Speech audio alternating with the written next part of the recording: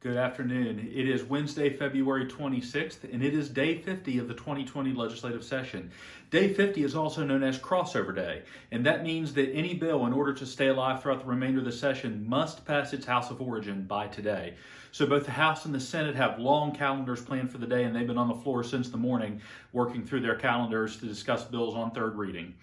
Now, the House of Delegates has already made several significant actions earlier today. The first was on House Bill 4494. This bill would provide a statewide smoking cessation initiative using some of the funds from the interest on Rainy Day B, which Rainy Day B contains the money from the tobacco settlement in the 90s. This is a very important bill because, unfortunately, West Virginia has the highest rates of cigarette use in the entire nation. So this bill would have a task force that would use scientific-based methods to help tobacco cessation across the state. That bill passed with strong bipartisan support today and is on its way to the state Senate. The House also passed House Bill 4524. Now, this is an important tourism bill because ever since Prohibition, West Virginia's had some fairly antiquated laws in the books. And we have a total of 13 counties that either all or whole or in part have what is considered to be dry areas.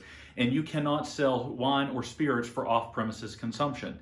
So what this bill would do is it would make the entire state wet for off-premises consumption, but it would also provide an inexpensive method for county commissions or town councils to vote to remain dry, should they choose that.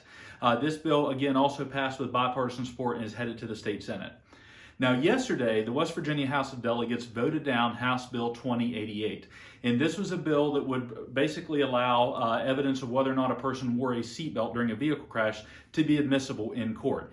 Now, that bill was voted down yesterday, but the minority party made a procedural move today in an attempt to permanently kill the bill. But in doing so, it brought the bill back up for discussion, and it passed. So House Bill 2088 is now on its way to the state Senate. And this is a bill supported by the West Virginia Chamber of Commerce. So we were pleasantly surprised to see the action on the floor today surrounding that bill. Yesterday, the West Virginia Senate spent a couple of hours debating Senate Joint Resolution 9.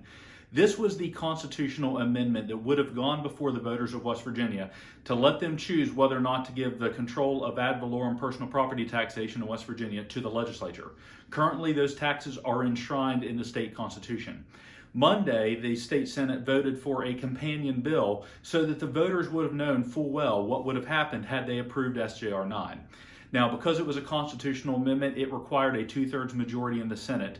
And unfortunately, that resolution fell short on a largely party line vote. There was a disappointing outcome because tangible personal property taxes, especially on manufacturing machinery, equipment, and inventory, on retail inventory, and for individuals, the taxes on their automobiles that are assessed yearly, those are really inhibitors for economic growth in this state. This amendment would have given the voters of West Virginia a say in the matter, but unfortunately, that did not pass the state Senate yesterday. Those are some of the major issues that we continue to watch over at the Capitol, and I'll check back with you on Friday to give you a recap of this week. But there is only one more week left in the legislative session after this week, so things are starting to wrap up. So anyhow, I'll check back in on Friday, and thank you.